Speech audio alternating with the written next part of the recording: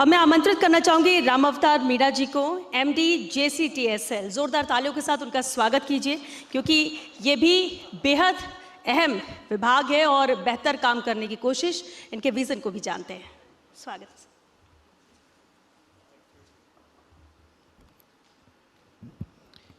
आज के इस कार्यक्रम के मुख्य आयोजक महोदय श्रीमान पवन अरोड़ा सर, मंच पर विराजमान सभी अधिकारी साथियों और इस सदन में आज के इस महत्वपूर्ण प्रोग्राम में शिरकत कर रहे सभी पत्रकार बंधुओं, UDH विभाग के अधिकारी साथियों, मैं जयपुर सिटी ट्रांसपोर्ट को देख रहा हूँ।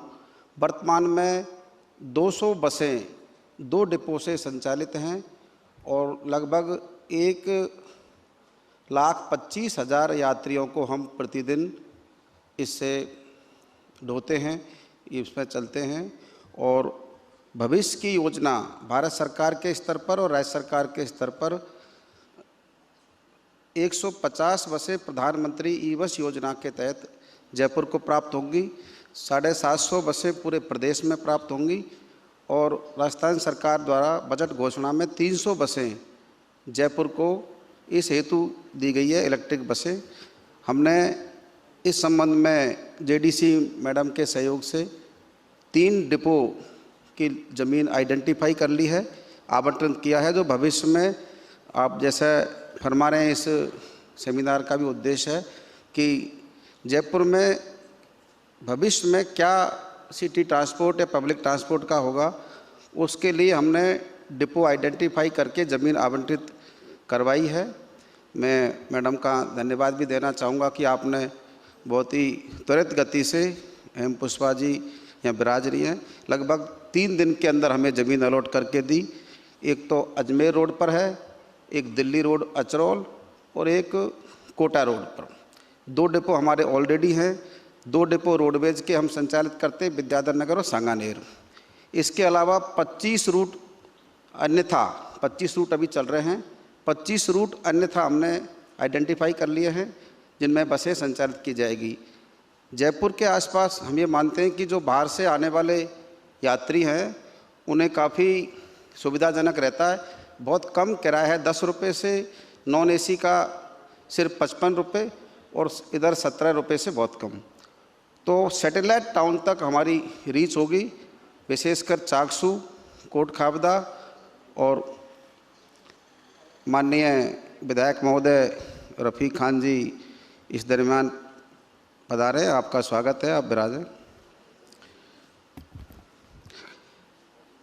जो जयपुर के आसपास के छोटे सैटेलाइट टाउन हैं उन सभी का भी आपका पवन सर स्वागत कर रहे हैं, तालियां बजाएं।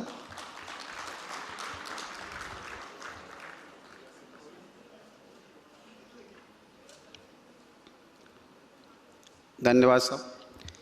मैं निवेदन कर रहा था कि जयपुर सिटी ट्रांसपोर्ट का जो विस्तार भविष्य में हमने प्लान किया है, उसमें जितने भी सैटेलाइट टाउन हैं उन सभी से बसों का संचालन अभी भी किया जा रहा है, लेकिन उनकी संख्या बढ़ेंगी, उनके फेरे बढ़ेंगे और लगभग 450 बसें शीघ्र जयपुर को प्राप्त होंगी, इलेक्ट्रिक बसें।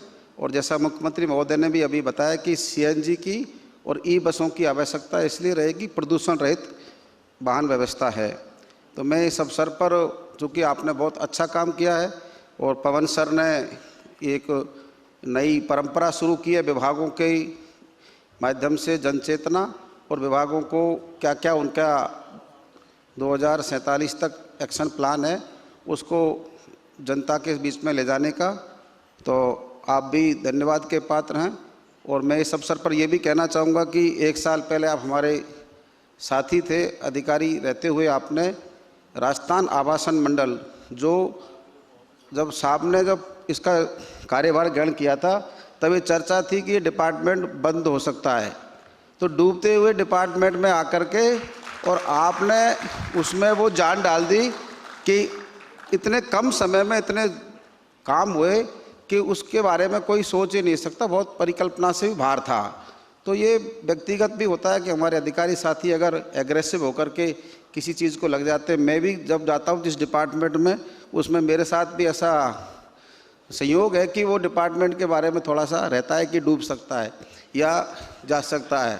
तो अभी ये जयपुर सिटी भी इसी स्थिति में, लेकिन मैं रहूँ नहीं रहूँ पर मैंने इतना व्यवस्था कर दी है, सारी सिस्टम सेट कर दिया है कि आप आने वाले समय में जयपुर के नागरिकों को बहुत बेहतर इलेक्ट्रिक बसों में सफ़र करने का मौका मिलेगा। और जो लोग निजी वाहनों से यात्रा करते हैं उनमें भी ये हो जाएगा कि हमको सिटी बस में जाना है। ये मैंने सारा व्यवस्थाएं कर दी हैं, विशेषकर स्टूडेंट को और सरकारी कर्मचारियों को, देहात से आने वाले जयपुर के यात्रियों को। इस अवसर पर आपने मुझे मौका दिया, इसके लिए बहुत बहुत धन्यवाद।